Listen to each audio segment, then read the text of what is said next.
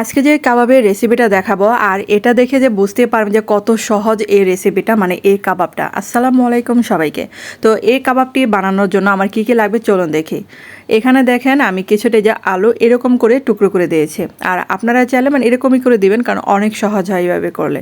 তারপর দেখেন মুরগির মানে মাঝারি সাইজের মুরগির এটা বুকের মাংস 1 পিস নিয়েছি, আর এই যে কিছু মাংস সাইডে ছিল সেটা নিলাম, আর আদা রসুন বাটা দিলাম, সামান্য পরিমাণে জিরা বাটা দিলাম, আর দিলাম এখানে 1 চা চামচের মতো লাল মরিচের গুঁড়া, আর এখন দিব ধনে গুঁড়া, তারপর দিলাম এখানে গরম মশলার গুঁড়া, আর এখন দিচ্ছি স্বাদ মতো লবণ। তারপর এখন এই যে পানি দিয়ে এটা আমি সিদ্ধ করে নেব। আর আপনাদের কাছে ছোট্ট একটা রিকোয়েস্ট, যারা আমার চ্যানেলে আজ নতুন ভিডিও দেখছেন কিন্তু এখন আমার চ্যানেলটাকে সাবস্ক্রাইব করেনি, তাদের কাছে প্লিজ অনুরোধ রইল চ্যানেলটাকে সাবস্ক্রাইব করে আমার পাশে থাকবেন। আর এই যে সাথে যে একটা বেল বাটন আছে সেটা অন করে রেখে দেবেন, তাহলে যখনই আমি ভিডিও আপলোড দেব নোটিফিকেশন চলে যাবে আপনাদের কাছে। আর এই যে মাংসটা দেখেন প্রায় মানে সিদ্ধ হয়ে গেছে, তো এটা আরেকটু মানে নাড়াচাড়া দিয়ে মশলাটা মিশিয়ে নিতে হবে পানির সাথে। আর এই যে পানিটা যখন এরকম শুকিয়ে গেছে, তো আমি এটা ঠান্ডা করে নিলাম, আর এখন এই যে হাত দিয়ে মাংসটা ছাড়িয়ে নিচ্ছি।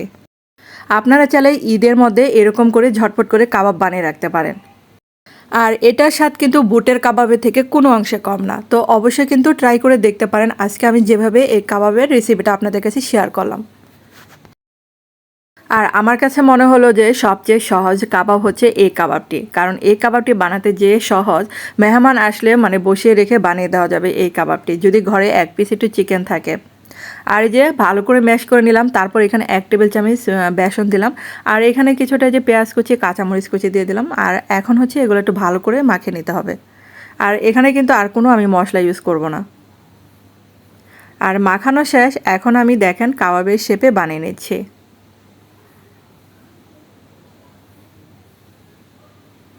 তো কাবাব যেরকম গোল গোল করে বানাই আমি সেরকম গোল গোল করে বানাবো।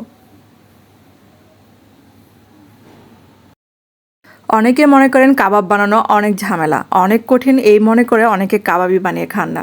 আর এরকম করে যারা মানে কঠিন মনে করেন তাদের জন্য আজকে আমার এই রেসিপিটা। আর অবশ্যই কিন্তু ট্রাই করে দেখতে পারেন, আর কেমন হবে অবশ্যই কিন্তু আমার কমেন্ট করে জানাবেন। আর এই যে সবগুলো কিন্তু আমি বানিয়ে ফেলেছি। আর এখন একটা ডিম আগে থেকে আমি ভেঙে রেখেছিলাম, তারপর একটা একটা করে ডিমের মধ্যে ডুবিয়ে আমি তেলের মধ্যে দিয়ে দেবো।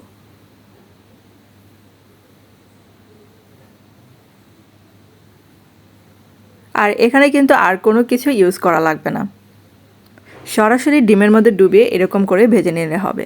তারপর আমি একটু চেষ্টা করলাম যে জালি কাবাবের মতো হাত দিয়ে এরকম করে ছিটিয়ে দেওয়ার জন্য, তাহলে সুন্দর একটা ডিজাইন হবে উপর দিয়ে।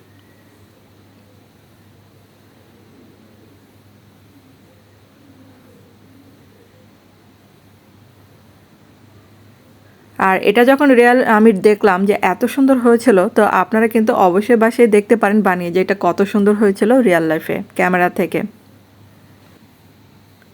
আর এই যে আস্তে আস্তে করে এক সাইড করে উল্টিয়ে দিলেই হয়ে যাবে। আর এটার কালারটা যখন হালকা মানে ব্রাউন কালার চলে আসবে তখনই কিন্তু নামিয়ে ফেলবো এটা। আর দেখতেই পাচ্ছেন কত সহজে আমি বানিয়ে ফেললাম এই কাবাবটি।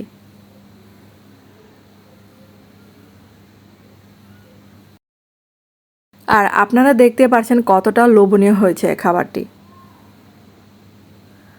তো সবগুলোই কাবাব বানিয়ে ফেললাম ঝটপট করে। আপনাদের কাছে কেমন লাগলো অবশ্যই কিন্তু কমেন্ট করে জানাবেন। আর আমার এই রেসিপিটা যদি আপনাদের একটু হলেও ভালো লেগে থাকে তাহলে কিন্তু একটা লাইক দিতে ভুলবেন না।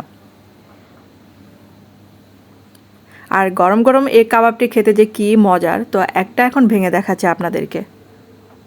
অনেক সফট হয়েছিল এই কাবাবটি। তো ধন্যবাদ সবাইকে ভিডিওটা দেখার জন্য। ভালো থাকবেন, সুস্থ থাকবেন।